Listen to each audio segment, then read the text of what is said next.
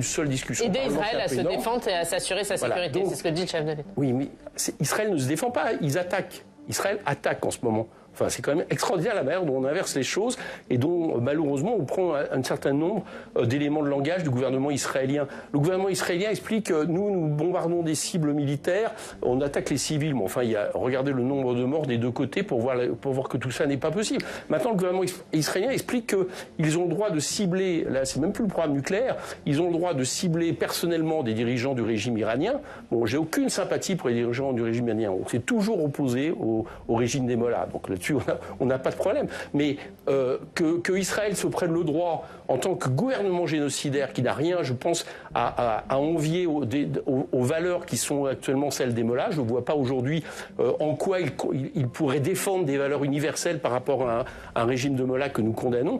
Je trouve que tout ça est sidérant et que c'est prendre un risque considérable dans la région. Donc il faut que ça s'arrête, il faut que la France soit du côté de la paix. J'observe que même Donald Trump n'a pas eu à un moment donné des paroles du type il faut qu'Israël assure la sécurité. Il a demandé que les armes le cessent. Alors si on arrive à être quand même, j'allais dire, plus belligérant, entre guillemets, ou potentiellement belligérant que Donald Trump, c'est quand même assez gravissime. Ma question, c'est est-ce que vous pensez qu'il est possible au niveau européen de faire les deux en même temps, c'est-à-dire continuer à mettre la pression sur Israël, sur la bande de Gaza et ce qui se passe en Palestine, tout en disant qu'effectivement, on ne peut pas vivre dans un monde où l'Iran aurait l'arme nucléaire, c'est ce qu'a dit Emmanuel Macron vendredi. Un monde où Israël a l'arme nucléaire sans avoir signé un accord. Israël l'a depuis des années, enfin, on le sait. Au nom de quoi ils l'ont eu? Ils étaient autorisés à l'avoir? Non, pas du tout. Ils l'ont depuis des années. Vous comprenez que c'est difficile à entendre que dans une région où en plus si jamais un pays utilise l'arme nucléaire, au moins qu'on puisse dire, c'est que l'impact régional ne va pas s'arrêter aux frontières. Donc de toute manière, tout ça est assez lunaire. Mais vous comprenez bien que dans la région, c'est quand même difficile d'entendre pour les pays arabes que Israël a le droit d'avoir la bombe nucléaire, décide qu'un autre pays ne doit pas l'avoir, alors que lui-même, théoriquement, n'a pas le droit d'avoir la bombe nucléaire. Il n'a pas signé d'accord de non-prolifération et en dehors du droit international. Au nom de quoi on fait ces techniques? Avant de commencer, n'oubliez pas de mettre un like et de vous abonner.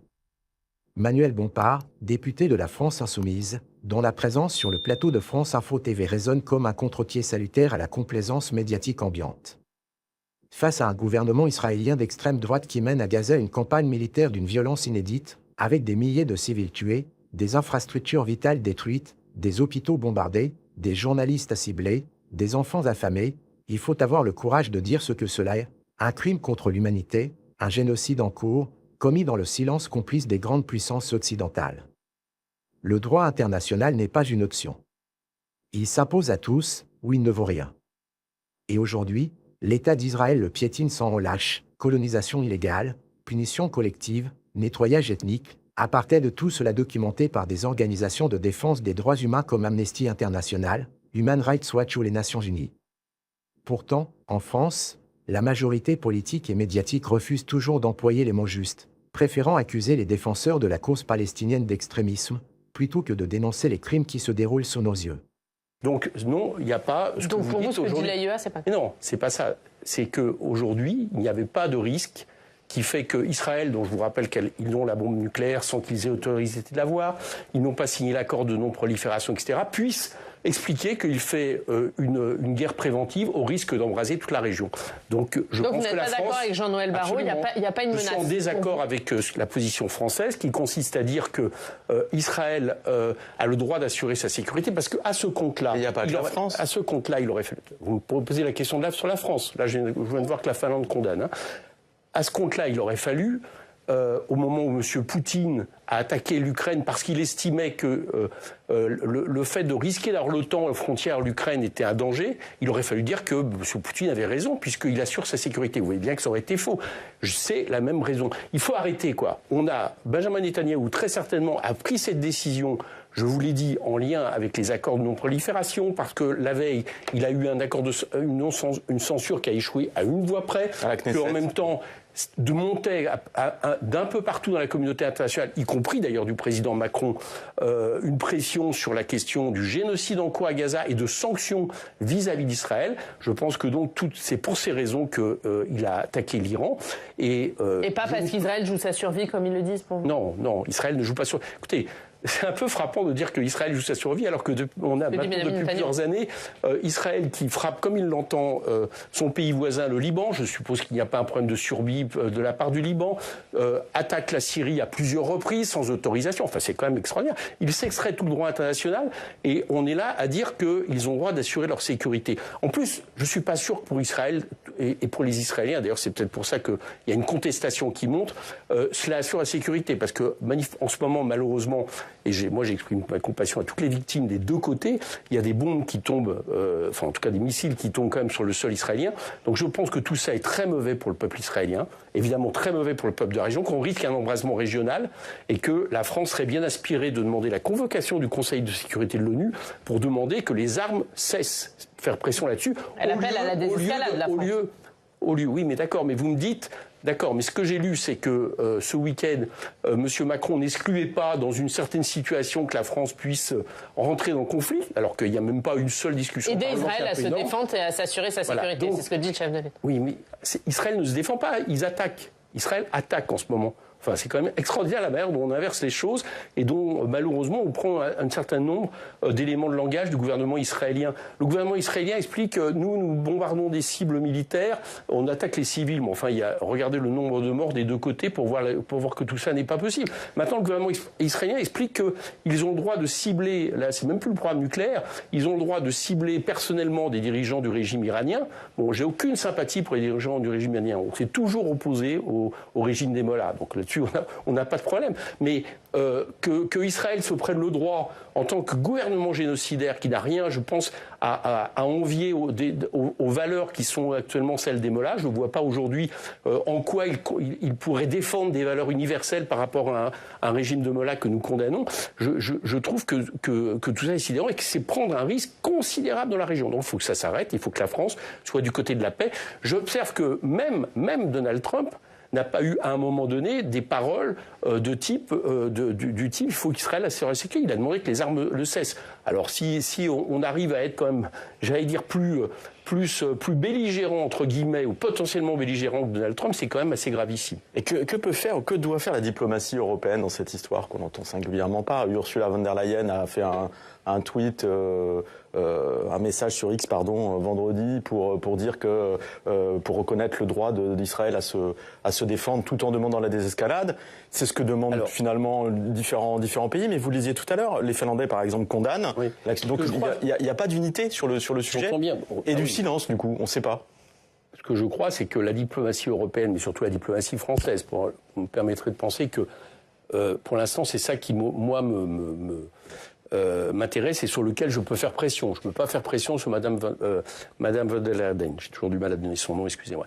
Donc, je pense que il faut ne pas être à géométrie variable pour être entendu et pour pouvoir jouer un rôle sur le concert international. Et malheureusement, on est à géométrie variable. Je viens de vous l'expliquer par rapport à la Russie. On n'a pas eu les mêmes déclarations, et heureusement d'ailleurs, vis-à-vis de M. Poutine que vis-à-vis de M. Netanyahou quand il attaque d'autres pays. Donc je pense que pour être clair, pour être compréhensible, pour être entendu, il ne faut pas avoir l'impression qu'on est dans un camp et que finalement on participe, on alimente cette histoire de choc des civilisations qui, sous couvert de guerre de religion, guerre civilisation, en réalité serait un affrontement entre le bien et le mal. Le bien, Israël étant du côté du bien, M. Netanyahou du bien. Il n'y a pas un entre-deux possible. C'est de ça dont il n'y a pas un entre-deux possible. Il y a une union, il y a une unité relative des Européens par rapport à la question de la bande de Gaza et de la Palestine, avec condamnation, avec. Enfin, il n'y a pas d'acte. Par exemple, il y a la volonté de réexaminer l'accord Union européenne-Israël. D'un côté, il y a une volonté, de l'autre côté, il y a un génocide en cours. Vous conviendrez que là où on en est, il faudrait que l'accord Union européenne. Il y a eu des condamnations officielles et des mots forts aussi. Il faudrait qu'il y ait un boycott économique qui s'installe. Il faudrait vraiment qu'on mette une pression forte pour que ce génocide s'arrête. C'est pas le cas. Ma question, c'est est-ce que vous pensez qu'il est possible au niveau européen de faire les deux en même temps, c'est-à-dire continuer à mettre la pression sur Israël, sur la bande de Gaza et ce qui se passe en Palestine, tout en disant qu'effectivement, on ne peut pas vivre dans un monde où l'Iran aurait l'arme nucléaire, c'est ce qu'a dit Emmanuel Macron vendredi. Israël a l'arme nucléaire sans avoir signé un accord. Israël l'a depuis des années, on le sait. Au nom de quoi ils l'ont eu? Ils étaient autorisés à l'avoir. Non, pas du tout. Ils n'ont mais pas signé ils l'ont d'accord depuis de des prévention. années. Vous comprenez que c'est quand même difficile à entendre que dans une région où en plus de, si jamais un pays utilise l'arme nucléaire, au moins qu'on puisse dire, c'est que l'impact régional ne va pas s'arrêter aux frontières. Donc de toute manière, tout ça est assez lunaire. Mais vous comprenez bien que dans la région, c'est quand même difficile d'entendre pour les pays arabes que Israël a le droit d'avoir la bombe nucléaire, décide qu'un autre pays ne doit pas l'avoir, alors que lui-même, théoriquement, n'a pas le droit d'avoir la bombe nucléaire. Il n'a pas signé d'accord de non-prolifération et en dehors du droit international. Au nom de quoi on fait cette exception? Au nom de quelle valeur? De quel principe? Moi, ce que je constate depuis maintenant que M. Benjamin Netanyahou est au pouvoir, et depuis notamment 2 ans qu'il est allié avec l'extrême droite raciste et suprémaciste en Israël, c'est que vis-à-vis de ses voisins, Israël est un danger. Que je sache, le Liban ne menace pas Israël, et que vis-à-vis du peuple palestinien, il est en train de commettre un génocide. Ça fait quand même beaucoup pour qu'on m'explique qu'Israël, de toute façon, a le droit de se défendre, quelle que soit la situation. Alors, le droit de se défendre, oui, mais le droit d'attaquer, non. Voilà, moi, au vu de ce contexte, je pense qu'il me paraît assez raisonnable. Au vu de ce contexte, Emmanuel Macron a reporté la conférence prévue cette semaine pour reconnaître l'État de Palestine. Il a bien fait, c'était pas le moment? Bah non, je pense qu'il n'a pas bien fait de reporter. Et d'ailleurs, les deux sont liés. Ça montre qu'on ne peut pas faire du en même temps. S'il le reporte, c'est qu'il y a bien eu cette attaque sur l'Iran, qui a après fait en sorte qu'il y ait des représailles, raison pour lesquelles on devrait appeler les 2 pays à s'arrêter maintenant. Bon. Mais vous lui demandez de la reprogrammer rapidement? Ah bah oui, et pas seulement d'ailleurs, mais le plus rapidement possible. Pas seulement d'ailleurs sur la reconnaissance de l'État de Palestine, ça c'est une nécessité. Mais je vous le dis, il faut mettre à l'ordre du jour la question du boycott de l'armement, évidemment, mais économique, militaire. Je regrette d'ailleurs que là, au Salon du Bourget qui va s'ouvrir, Israël est présent dans un salon où il va y avoir du commerce d'armes. Je ne comprends pas qu'Israël soit présent. Pour ma part, le boycott devrait commencer là, etc. etc. Donc, je parle du boycott d'Israël. Donc, moi, je ne comprends pas la position française. Et je pense que personne ne la comprend. Et d'ailleurs, c'est un peu le problème de M. Macron au niveau plan international. C'est que on n'a jamais un moment où on se dit pendant une semaine il va avoir une position correcte. Il arrive toujours à avoir la position inverse quelque part. Donc il a bien commencé il y a quelques jours en montant le temps par rapport à Israël sur la question des sanctions éventuelles, etc., d'appeler à cette conférence. Et puis là, ça se termine sur Israël a le droit à la sécurité quand ils attaquent l'Iran, alors même que, je vous le dis, il n'y a pas de danger immédiat, c'est-à-dire à des échelles de quelques années, pour l'instant, que l'Iran et la question, parce qu'on a encore beaucoup de sujets à aborder, la question d'Israël qui divise toujours entre le PS et les Insoumis ce week-end lors du congrès du Parti Socialiste. Le député socialiste Jérôme Guedj s'en est pris à Jean-Luc Mélenchon. L'écoute. Un salopard antisémite avec des propos qui sont pour nous absolument insupportables. Qu'est-ce que vous dites à Jérôme Guedj? Bon, écoutez, à Jérôme Guedj, rien, parce que c'est pas nouveau. Dès le week-end, nous avions fait un communiqué qui condamnait le crime de guerre du Hamas. D'accord ? Enfin, on a les massacres du Hamas le 7 octobre. Il a dit que nous étions des idiots utiles du Hamas. Et depuis, il n'a cessé de nous traiter d'antisémites, etc., parce que nous étions contre le génocide, etc. Il nous explique, il nous dit non, je suis pas d'accord avec ce qui se passe, mais enfin, ceux qui en France, depuis le début, alertent et font que, heureusement, l'opinion publique, et même l'opinion politique, à part l'extrême droite, a quand même évolué, il les tape. Donc, je n'ai rien à dire à Jérôme Guedj. Je pense qu'en plus, chez lui, c'est une espèce de couverture, parce que dans le même temps, il a évolué à droite du Parti Socialiste, au point même où on a à un moment donné évoqué son nom pour rentrer dans un gouvernement avec les macronistes, où il a quand même largement fait campagne pour qu'il n'y ait pas l'ascension de M. Bayrou. Donc tout ça était assez logique. Non, c'est au Parti Socialiste, parce que le problème qui se situe, c'est que c'est pas sur des réseaux sociaux. Des réseaux sociaux, M. Guedj nous a déjà... C'est dans un congrès du Parti Socialiste, il y a eu des applaudissements. Certains médias ont dit qu'il y a eu plein d'applaudissements. J'ai pas eu l'impression, mais il y a eu des applaudissements. Et je pense au moins que le Parti Socialiste devrait prendre ses distances en disant cette affirmation n'engage pas le Parti Socialiste. Olivier Faure l'a pas fait hier dans son discours. Comment ? Olivier Faure ne l'a pas fait hier dans son discours. Il n'a pas pris ses distances. Vous demandez encore ? Bien sûr. Et je vais vous dire, là par exemple, on me propose demain d'aller à une conférence de presse, puisque j'ai signé un appel pour la reconnaissance de l'État de Palestine avec Monsieur Faure, avec Madame Binet, avec Madame Tondelier. Enfin, il y a un certain nombre de personnalités. Je l'ai signé avec Clémence Guettet. On me demande d'aller à une conférence de presse pour défendre cet appel. Très sincèrement, je n'irai pas à une conférence de presse avec M. Faure, c'est pas lui que je vise en tant que tel, mais tant que le Parti socialiste n'aura plus un mot là-dessus, c'est pas possible. On peut pas dire de Jean-Luc Mélenchon et de nos responsables politiques que c'est un salopard d'antisémite. En plus, en mentant, il explique qu'il le dit parce que nous serions pour, en gros, la disparition d'Israël. Nous n'avons jamais dit ça, nous avons toujours été sur la solution à 2 États. Ce matin, dans le Parisien, il y a le président du CRIF, Jonathan Arfi, qui dit Jean-Luc Mélenchon montre tous les marqueurs d'une pensée antisémite. Oui, bien sûr. Enfin, ça, c'est le boulot du CRIF depuis le début. Je vous rappelle que le CRIF, au moment de la mort de Mireille Knoll, a expliqué que nous n'étions pas bienvenus. Alors, Mme Le Pen n'était pas bienvenue du fait des antécédents du Front National, et nous, on n'était pas bienvenus du fait de notre position par rapport à Israël.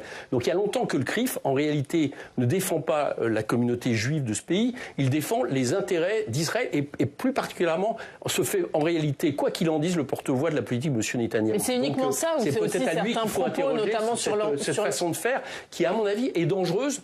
Parce que, justement, moi je crois que M. Netanyahou, en voulant transformer un conflit géopolitique, une guerre coloniale, en conflit de religion, exporte avec danger à la fois la question de l'antisémitisme et la question de l'islamophobie, qui sont 2 syndromes gémeaux du choc discriminatoire. C'est uniquement ça, ou c'est aussi certains propos, Éric Coquerel, comme l'antisémitisme résiduel, qui entretiennent oui, d'accord. On a déjà, d'abord, on a déjà répété, et d'ailleurs Jean-Luc Mélenchon, du fait de l'évolution des choses, malheureusement, qui sont évidentes, de l'explosion, de l'augmentation des actes antisémites liés au conflit et des actes islamophobes, plus de 72% au premier trimestre 2025, a expliqué que malheureusement ce n'était plus le cas. À l'époque, il a rappelé que résiduel pour lui ne voulait pas dire que c'était à l'état infime, mais que c'était quelque chose qui n'augmentait pas à ce moment-là. Bon, ça n'a rien d'antisémite que de dire cela. Où est l'antisémitisme là-dedans? Donc M. Arfi, il joue un très mauvais rôle, parce que je vous rappelle que outre le fait que l'antisémitisme sert souvent, c'est pas nouveau, à essayer de cornériser la gauche radicale, en l'occurrence aussi ceux qui se font les porte-voix de la nécessité d'un règlement du conflit qui ne soit pas sur les bases de M. Netanyahou en Israël. Mais en plus de ça, il se trouve qu'on est plusieurs à recevoir des menaces de mort à peu près toutes les 2 semaines. Physique à certains moments, d'accord? Et je pense que les gens, quand ils font ça, quand M. Gage fait ce genre de déclaration, etc., ils prennent un risque vis-à-vis de nous qu'ils devraient considérer quand même. Est-ce qu'un point de non-retour a été atteint avec le Parti socialiste aujourd'hui? Il y a 2 gauches résolument irréconciliables, c'est fini. Attendez, 2 gauches, ça voudrait dire que le Parti socialiste aujourd'hui, est revenu à un tel poids que. Il n'est pas à gauche le Parti socialiste? Comment? Il n'est pas à gauche le Parti socialiste? C'est pas ce que je vous ai dit. Quand vous dites 2 gauches irréconciliables, ça voudrait dire que... Ah, vous considérez qu'il n'a pas autant de poids à gauche que vous? Bah oui, enfin, c'est moins qu'on peut dire. D'ailleurs, quels sont les discours de fond qu'il y a eu au Congrès? Vous pouvez me dire? On l'a pointé, quels sont les discours de fond? Monsieur, par exemple... Il y a des divisions. Le Congrès de Nancy s'est terminé sur une division interne, en fait. Bien sûr, mais Monsieur Faure a dit... Le texte de synthèse n'a pas été signé. Monsieur Faure, pas seulement son opposition, a dit pas d'alliance municipale, pas d'alliance présidentielle, donc je suppose pas d'alliance législative, il n'y a pas d'alliance présidentielle, etc. Et il explique... il dit, c'est un peu plus... Oui, enfin, il dit pas d'accord national, mais des accords locaux face à l'extrême droite. Il imagine une candidature commune, mais ça va de M. Glucksmann à M. Ruffin et ça nous exclut, etc. Donc c'est eux qui nous excluent.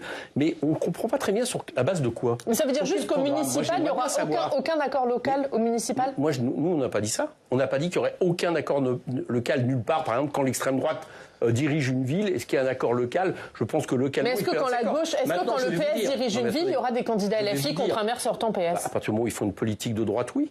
Moi, vous aviez M. Adelziane, là, juste à maintenant. M.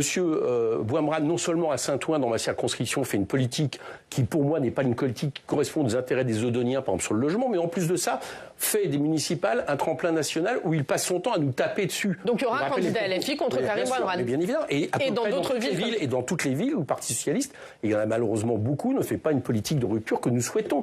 Donc il y aura des candidats. Il y aura des exceptions, parce que... Il peut y avoir des accords locaux. Que localement, il y a peut-être la possibilité que certains socialistes fassent des réels programmes de rupture, etc. Il peut y avoir des exceptions. Mais de manière globale, oui, nous entendons défendre des programmes de rupture. Nous, c'est le programme. Moi, ce que je regrette dans ce congrès du Parti socialiste, c'est qu'on ne sait pas sur quel... Que vont-ils dire, là, le Parti socialiste? Ça n'a pas été un débat. Là, on va discuter des retraites, je crois. Manifestement, il ne va pas y avoir l'abrogation de la réforme Borne. Qu'est-ce qu'ils vont dire sur une motion de censure que nous proposons? Ils vont la voter? Ils ne vont pas la voter? Ils sont d'accord ou pas avec ce qui est en train de se passer au conclave? On n'en sait rien. Donc moi, ce que j'observe pour l'instant, c'est qu'eux nous excluent. Bon, Ils ont un congrès où manifestement ils ont besoin de LFI pour l'animer parce que sinon il n'y a pas grand-chose à en dire. Bien, et ils sont dans une situation où on ne sait pas très bien ce qu'ils vont faire vis-à-vis du maintien ou pas du gouvernement Bayrou dans les mois à venir. Moi, c'est ça qui m'intéresse. Qu'est-ce que va faire le Parti socialiste? C'est là où on va tester où ils en sont et où ils sont. Et comment? Vous, qu'est-ce que vous allez faire? Alors, je vous le dis. Par rapport à l'abrogation de la réforme des retraites, nous allons reproposer une motion de censure. Nous espérons bien cette fois-ci que toute la gauche va voter. Quel que soit le contenu de l'accord, même s'il y a des accords demain à l'issue du conclave. Mais manifestement, il n'y aura pas d'accord qui remette en question la réforme Borne. Non. Il peut y avoir des accords sur la pénibilité, sur les pensions des femmes, sur un abaissement de l'âge de départ à la retraite à 64 ans. Et donc c'est soit ça, soit rien. Je le dis très sincèrement. J'espère d'ailleurs que aucun des syndicats de salariés qui est sur le conclave, qui se sont mobilisés de manière forte sur la question du recul de départ de l'âge de la retraite, ne finissent par s'accorder sur un texte qui l'entérine. Ça, je pense que les salariés n'attendent pas ça. Si je peux me permettre, je fais pas de. C'est un message à la CFDT. Bah, je n'aime pas. Il n'y a pas que la CFDT. Il y a de mes amis CFE, CGC, etc. J'ai entendu des propos en plus très radicaux, en tout cas normal de combativité il y a encore quelques mois de leur part. J'espère qu'ils ne vont pas, tomber dans le piège que tend M. Bayrou pour essayer de trouver, quelque chose qui habille en réalité la réforme Borne. Et si c'est le cas, si jamais c'était le cas, je pense que les groupes de gauche qui, il y a peu de temps, ont voté une proposition de résolution qui a été majoritaire, proposée par le groupe GDR à l'Assemblée, Sa niche parlementaire. Voilà, qui contre la réforme Borne. Alors, elle n'a pas d'effet concret, mais au moins, ça a montré qu'il n'y avait pas de majorité. J'espère qu'ils vont nous suivre dans la motion de censure. Et s'ils nous suivent dans la motion de censure, ça va être compliqué pour la Rassemblement national de ne pas la voter. Donc, on peut, par exemple, censurer le gouvernement Bayrou. C'est là-dessus que je vais voir concrètement ce qu'est le Parti socialiste et ce que fait le Parti socialiste. Mais pour commencer, je le répète, je pense que Monsieur Faure ne peut pas laisser dire que la déclaration de M. Gage quelque part emporte ou vaut pour position du Parti socialiste. Si le gouvernement tombait là avant la fin de la session parlementaire, le 11 juillet, on passerait le seuil des 1 an après dissolution, 9 juillet. Ça veut dire qu'on peut avoir une nouvelle dissolution? Oui. Vous y seriez favorable? Moi, je pense que le peuple est toujours la solution. En tout cas, la dissolution ne fait pas peur. C'est-à-dire que ce qui me fait peur, c'est que M. Bayrou, le macronisme, continue à sévir dans ce pays, à appliquer des politiques qui ne correspondent absolument pas à l'état du pays et aux nécessités de l'heure. Même si des nouvelles législatives pouvaient amener le Rassemblement national et ses alliés à avoir la majorité? On l'a dit avant juillet dernier, c'est pas ce qui s'est passé. La dernière fois, il y a eu un front républicain. Est-ce que vous pensez que, compte tenu du contexte aujourd'hui, le front républicain serait à nouveau reconduit? Là, vous abordez un vrai problème. Et les macronistes ont une lourde responsabilité. Et la droite républicaine, j'en parle même pas, si le mot républicain veut encore dire quelque chose pour eux. Parce que ce que je constate, c'est que depuis qu'il y a eu ce front républicain, la cible numéro 1, c'est LFI. D'accord? C'est pas le RN, c'est LFI. Alors c'est un peu compliqué d'envoyer ce message à nos électeurs, parce qu'au-delà des consignes, nous on les a données très clairement, on les a données tout de suite. Bon, au-delà des consignes, il faut que les électeurs aillent mettre un bulletin dans les urnes. Et c'est très compliqué pour les 70% d'électeurs de gauche qui ont voté pour un candidat macroniste, il y en a eu 46% dans l'autre sens au deuxième tour, de se dire que cette fois-ci vous recommencez quand ils se font... Ce que Manuel Bompard a exprimé sur le plateau de France Info TV n'est pas seulement une opinion parmi d'autres, c'est un cri de vérité dans un paysage politique et médiatique où trop de voix se taisent, où trop de responsables politiques préfèrent détourner le regard plutôt que d'assumer leurs responsabilités. Face à l'horreur, face aux images insoutenables venues de Gaza, des enfants déchiquetés, des familles entières ensevelies sous les décombres, des hôpitaux ciblés, des civils affamés et privés d'eau, de soins, de lumière, il n'est plus possible de se réfugier derrière les formules diplomatiques. Il ne s'agit plus d'un conflit, ni d'une riposte. Il s'agit d'un massacre planifié, d'un nettoyage ethnique, d'un génocide, tel que défini par le droit international lui-même. Et pourtant, face à cette tragédie, la France officielle se tait ou, qui encore, continue d'armer et de protéger diplomatiquement un État qui foule aux pieds les conventions de Genève, les résolutions de l'ONU, les principes les plus élémentaires d'humanité. Il faut le dire sans détour, ce silence, cette inaction, cette complicité sont une tache sur notre histoire, un reniement de tout ce que notre pays prétend incarner. C'est dans ce contexte que la parole de Manuel Bompard prend toute sa force. Parce qu'il refuse cette hypocrisie. Parce qu'il dit ce que des millions de citoyennes et de citoyens ressentent profondément, une colère immense face à l'injustice, une honte face à l'inaction, et une détermination à ne plus laisser faire. En dénonçant l'impunité d'Israël, en exigeant des sanctions, en appelant à la fin des livraisons d'armes, en demandant la reconnaissance de l'État palestinien et la fin de l'occupation, il incarne une vision cohérente, digne et courageuse de la politique étrangère.